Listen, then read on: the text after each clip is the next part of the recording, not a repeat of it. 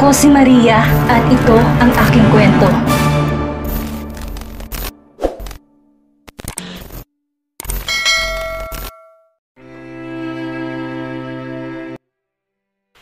Part 3, Ira. Dahil sa malakas sa pagtilin ng kasamang babaeng Leo at ng iba pang tao, napalibutan si Ira. Kahit nasasaktan ang katawan, tumayo si Carla at tinaluhan ng kaibigan. Ira, ano gagawin natin? Patay na ba si Leo? Napaiyak na si Carla at dahil sa takot, napaluhan na rin siya, pero mabilis niyang hinamig ang sarili. Ako ang humampas sa kanya ng upuan, kaya lulusutan ko to, Carla. Hinawakan ng kaibigan ang kamay niya. Hindi, damay rin ako, hindi kita iiwan, Ira. Isa rin ako sa nanakit kay Leo, kaya hati tayo sa kasalanan. Dumating naman ang tinawag na medics at agad na binuntahan si Leo. Nang sabihing nawalan lang ng malay si Leo, nakahinga ng maluwag si Ira at Carla. Hindi sila nakapatay, pero dahil nakasakit sila ng tao, dinala sila sa presinto ng management at si Leo naman ay sa ospital na dala. Anong ginawa ninyo at dito kayo dinala? Mahinahon naman ang tanong pero dahil presinto yon, napaiyak na naman si Carla. Ating pulis, sinaktan po namin si Leo pero hindi lahat. Siya kasi nag-umpisa kasalanan po namin. Nag-umpisa nang magkwento si Carla habang si Ira nag-iisip ng gagawin para makaalis doon. Sa tanang buhay niya, unang beses niyang nakapunta sa presinto. Naalala niya pa ang dugo sa mukha ni Leo nung nasubsob ito sa sahig na may basag na charger plate. Hindi niya alam ang lagay nito, hindi naman niya sinasadya. Napahagat sa ibabang labi si Ira. Siya na tong cheater, tas babalik na rin niya pa ang nangyari. Ate, kung nandun ka, baka sinapak mo rin si Leo, ani Carla. Napailing ang babaeng polis na kausap nila. Inabot na nito ng towel si Carla at Ira para ipunas sa mukha. Naku, ayan sa init ng ulo ninyo may 10 stitches sa sugat ng lalaki sa mukha. Di naman malala ang tama niya bukod sa galos at pasa pero kung magkakaso siya, kawawa kayong dalawa. Ate, ako po yung nanakit talaga kay Leo, hindi po si Carla, salo ni Ira. Hindi po ating pulis. Binato ko rin si Leo kaya kung ikukulong mo po si Ira, kasama po ako. Libre naman po pagkain dito, 'di ba? Napatulala ang pulis sa kanila. Yung iba ayaw makulong, tapos kayong dalawa nag-aagawan pa sa pwesto. Hindi ba kayo kulang sa tulog? Napangiwi si Ira. Napatingin siya na may pumasok na lalaking pulis at kinausap ang pulis na nasa harap. Nagbago ang ekspresyon ng babae kaya't nagkatinginan si Ira at Carla. Hindi kaya may nangyari kay Leo? Matutuloy ba talaga ang trip to prison nilang dalawa? Tumango ang babaeng pulis at pagkatapos umalis na ang kausap. Hinarap sila ng babae ngunit bago pa to makapagsalita, nagsalita na si Ira. May nangyari po ba kay Leo? Patay na ba siya? Ha? Hindi. Nawalan lang yun ng malay tao pero buhay pa yung lalaki. Hay, buti naman po. Iba kasi ang itsura nyo kanina. Ngumiti ang babae sa kanila. May taong nagpiyansa sa inyo, kayo makakaalis na kayo rito. Umawang ang bibig ni Ira. Totoo? Napatingin siya kay Carla at maging ito nakanganga dahil sa gulat. Mabilis natapos sa mga kailangan gawin at nabigla na lamang ang dalawa nung nasa labas na sila ng police station. Akala ni Ira doon pa sila magpapalipas ng gabi pero hindi niya akalaing makakalabas sila na mabilis. Madam! Umikot si Ira at nakita niya si Butler James na malapit lang pala sa kanila. Butler James, Madam! Butler James? Bebs, ano yan? Cosplay? Cosplayer ka na ngayon? Bulong ni Carla sa gilid. Sinita niya ito gamit ang tingin. Master is waiting inside the car, ani Butler James.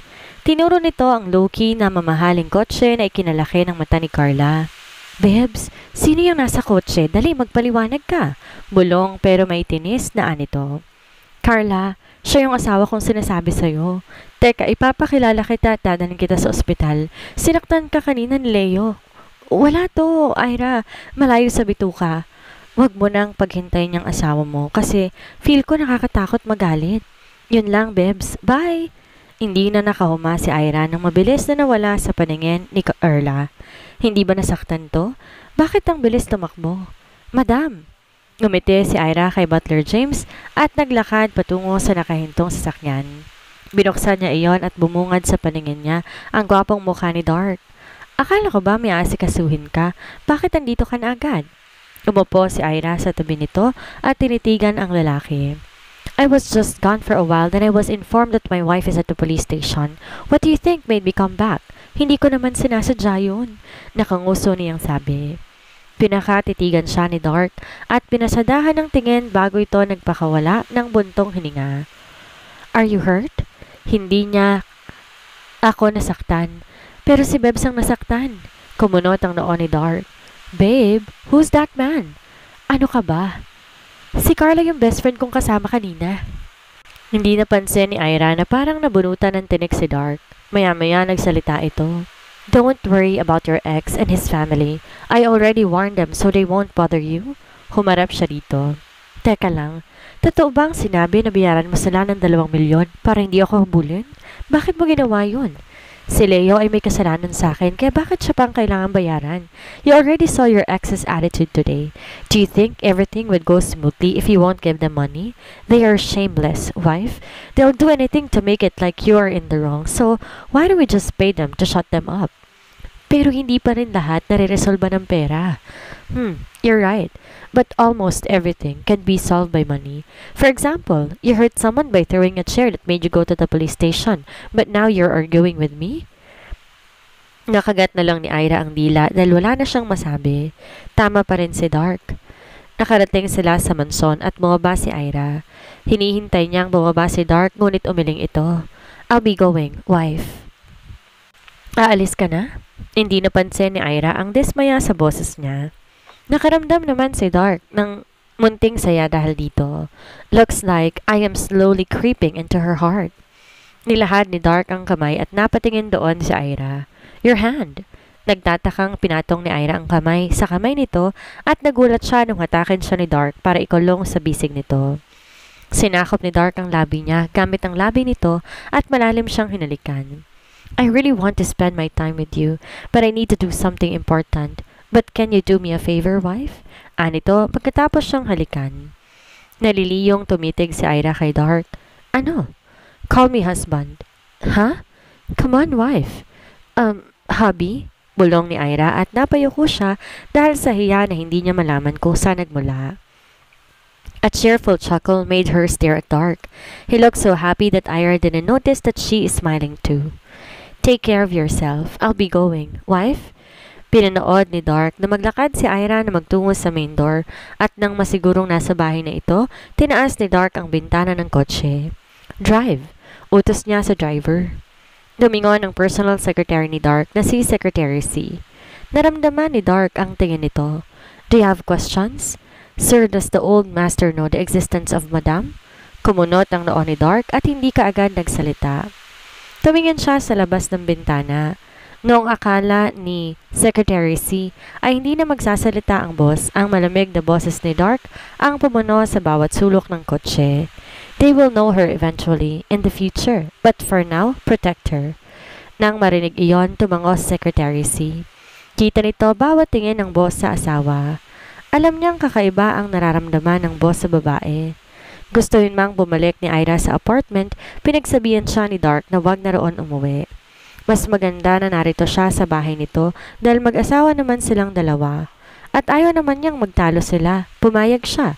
Sa bagay, pangit nga namang tingnan na nasa ibang lugar siya samantalang kasal siya kay Dark. Madam, the maids already prepare your dinner. Would you like to eat? Tumango si Ira at nagtuloy sila sa dining area. Nang matapos siyang kumain, bumalik siya sa kwarto. Doon niya lang napansin na tumutunog ang cellphone na nasa shoulder bag. Kinuha niya yon at sinagot nung makita na si Carla ang tumatawag. Kamusta ka? Yung sugat mo? Nagpa-check ka ba sa doktor? Ano ka ba? Okay lang ako. Naglagay na ako ng ointment sa sugat ko kaya gagaling na tong mga sugat. Ikaw ang kamusta? Yun ba talaga ang asawa mo? Hindi ko pa nakikita pero sa gamit pa lang na kotse, feel ko parang masungit. Yung cold may lead sa palabas, ganun ang dating. Sana siya papi para ilampaso niya yung ex mo. Napakamot na lang si Ira sa noo. Kahit kailan ang bibig ni Carla, parang hindi alam ang salitang pause. Oo, asawa ko siya. Ikaw kasi. Sabi ko ipapakilala ko siya sa'yo pero nakatakbo ka kaagad. Bebs naman kasi. Mukha akong yagit tas papakilala mo sa asawa mo. Eh baka sabihin pa nun may kaibigan kang taong gala. Ikaw talaga, Carla? Pero teka, may tatanong pala ako sa'yo. Hindi ba mas matagal ka na sa akin sa OGC? Kilala mo ba ang big boss natin? Big boss? Sino? Yung Oxford clan ba? Bebs, kahit chismosa ako at nasa main company tayo, never ko pa nakita yung CEO ng company natin. Kahit nga mga CEO ng branch companies mailap. Pero ayon sa naririnig ko, yung Oxford clan daw, lahat ng importanteng posisyon sila talagang may hawak. Hirap naman kasi nahamak na normal na empleyado tayo at hanggang 15th floor lang tayo. Yung mas matataas na floor, puro managers at executives nang naroon. Yung CEO natin, hindi mo kilala? Basta, hindi ko rin sure. Sandaling natahimik si Carla sa kabilang linya. Pero parang Warren daw yun. Hindi ko talaga sure, basta bata pa raw yung CEO natin, mga nasa 30s lang. In fairness ang laki kayang company ng OGC para i-manage. Nang marinig na malayo sa pangalan ni Dark ang sinabi ni Ira, nakahinga siya ng maluwag. Hindi niya mawari kung bakit pumasok sa isip niya na ito ang CEO nila na halos hindi dumapo ang paa sa company nila dahil sa sobrang busy. Kung ikukumpara kay Dark na lagi niyang kasama, malayo ito sa busy na CEO na nasa isip. Inikot ni Ira sa tingin sa buong kwarto. Dito pa lang sa kwarto na kasing laki ng isang bungalow. Alam niyang may kaya talaga si Dark. Kaya napagtanto niya siguro kamag-anak ni Dark ang Oxford clan. Baka isa si Dark sa legendary stockholder na naghihintay na lang ng monthly shares every month. Tama, ganun nga siguro. Bebs, di ka na nagsalita. Nagpakwento ka tas wala ka naman reply sa chismis ko. Sorry, naisip ko lang kasi 2 taon na ako sa OGC pero ni minsan di ko pa nakita ang CEO. Kaya ikaw ang tinanong ko kasi mas matagal ka na sa akin. Mahirap talagang makita yun kasi hindi naman talaga dumadaan ang CEO sa mismong main entrance. Sa laki ng OGC may secret passage siguro yung CEO natin sa basement ng company. Tapos diretso na sa offices taas. Swerte na natin kung makita natin ang anino ni Big Boss. Oo nga no. Salamat sa paliwanag, Carla. Kita na lang tayo bukas sa office. Sus, wala yun. Papasok ka na? Naka-leave ka pa sa kasal mo, di ba? Papasok na ako. Baka marami nang naipon na paperwork sa mesa ko. Mahirap yun ayusin kapag sobrang dami. Sure? Ayun, may kasama na ako. Nalibadbaran kasi ako sa mukha ni Courtney. Kung makaasta, kala mo may-ari ng kumpanya kung makapagmando. Buti papasok ka na bukas para mo-tolerate ko yung babaeng yun. Sandali pa silang nag-usap bago pinatay ni Ira ang tawag. Napatingin siya sa orasan at nang makitang malapit na palang mag-alas 11 ng gabi, naisipan niyang i-message si Dark. Too Dark. Nandyan ka na sa pupuntahan mo? Safe ba kayong nakarating? Good night. Na-send niya yon at naghintay siya ng ilang minuto pero walang naging reply si Dark kaya nagdesisyon si Ira na matulog na. Basta nakapag-good night na siya.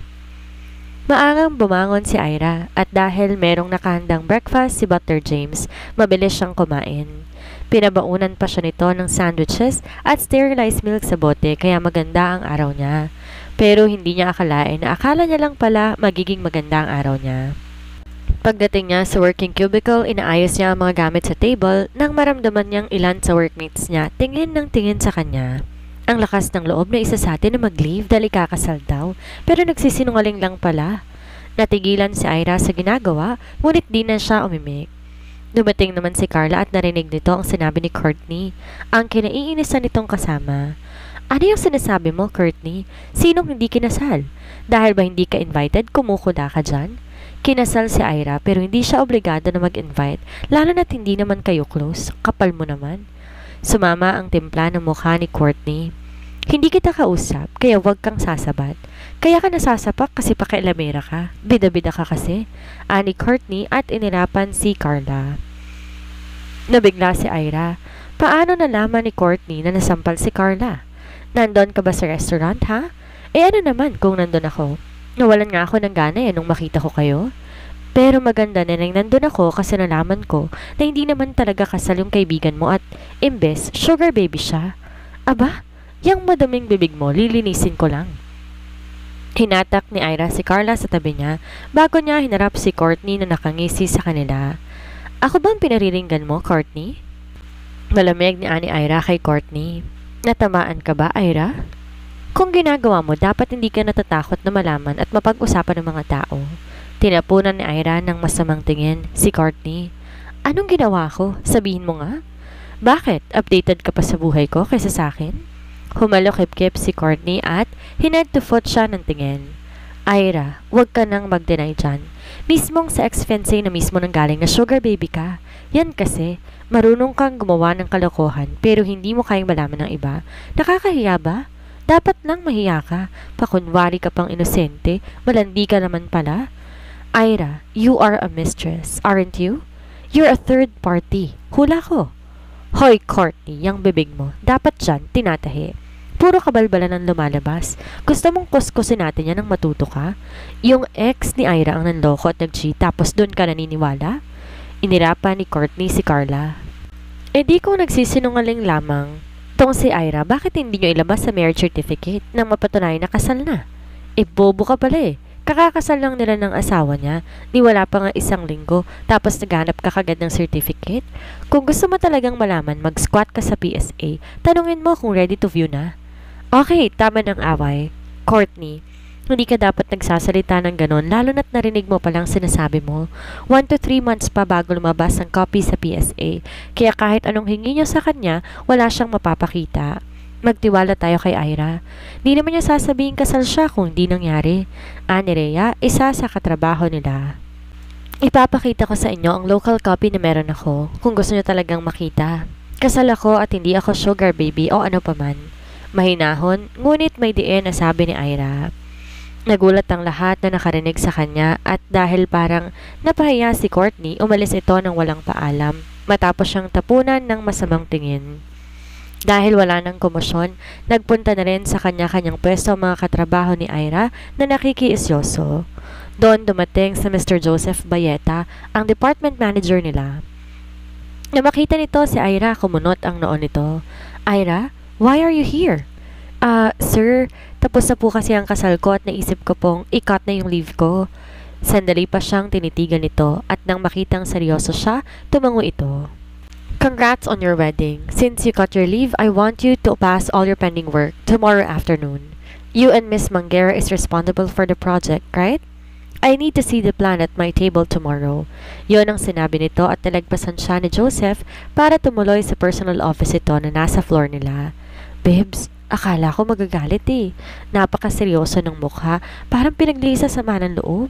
Sayang kagapuhan talaga kasi panis na lawa yun. Bulong ni Carla sa kanya pagkaupo. Sira ka talaga. Magtrabaho ka na dyan kasi baka biglang lumabas si Sir tas masita ka na naman. Ngumuso si Carla at umirap sa kawalan. Mabuti na lang talaga hindi ko crush ang si Sir Joseph. Nakakasama kasi ng loob. Ako ang laging nakikita imbes na si Courtney na walang ibang ginawa kundi magpa-cute. Speaking of Courtney, buti kaya mong tiisin ang mga sinabi niya. Kung ako, kahit may incident report ako, susungal-ngalin ko ang bibig niya eh. Ayokong pumatol sa mga taong tulad niya. Isipin mo, papatol ka sa taong walang pinag-aralan, edi mas malala ka kung ganun. Ay, Bebs, kahit sabihin ng palengkera ako or what, makakatikim yan sa akin. Kagigil. Makagawa ng kwento, kala mo naman alam niya sa buhay mo. Ingitera kasi yun at ang ganda-ganda mo eh. Mag-work na lang tayo. Bukas nahingi sa atin doon ni Sir Joseph. Isa pa yan, walang consideration. Bukas agad ang deadline. Ano tayo, robot? Wala pang 1 linggo nung binigay. Tapos ang plano, makahingi ng final output, ganun-ganun lang.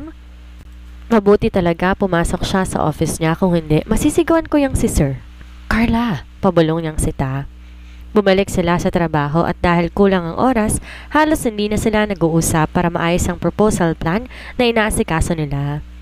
Inabot na sila ng 9 PM, halos patapos na rin sila sa ginagawa. Konting proofread na lamang at edit ay matatapos na. Sila na lang ang laman sa office kaya kahit ayaw pa ni Ira na tumigil na magtipa sa PC, inaya na siyang umuwi ni Carla. Rara, uwi na tayo. Gabing-gabi na baka wala na tayong masakin pa uwi. Maaga pa naman ang pasok ulit natin bukas. Tara na. Antok na ako pero gutom na ako eh. Save ko lang tong file natin kasi at ilalak ko tong computer tas makauwi na. Kapag ganitong tulong, gutom talaga ako. Kahit nakakain na ako, gusto kong sikaran si Sir Joseph. Walang patawad. Hinarap niya si Carla. Halata na sa mukha nito ang pagod at gutom. Nag-quick dinner naman sila pero mukhang hindi sapat dito ang kinain. Una ka na kaya? Try kong tapusin ang lahat ng to. Susunduin naman ako ng asawa ko ikaw, magta-taxi ka pa. Para makakain ka rin bago umuwi. Sure ka? Gaga, delikadong mag-isa. Sure na susunduin ka ng asawa mo, ha? Kahit hindi totoo yan, hindi naman nag-reply si Dark sa mga text niya. Tumango si Ira. Tapusin ko lang to, uuwi na rin ako. 15 minutos pa ang lumipas nang matapos nga si Ira. Inayos niya ng lahat bago lumabas ng company. Dahil nasa 15th floor, halos takbuhin niya ang labas sa pagmamadali.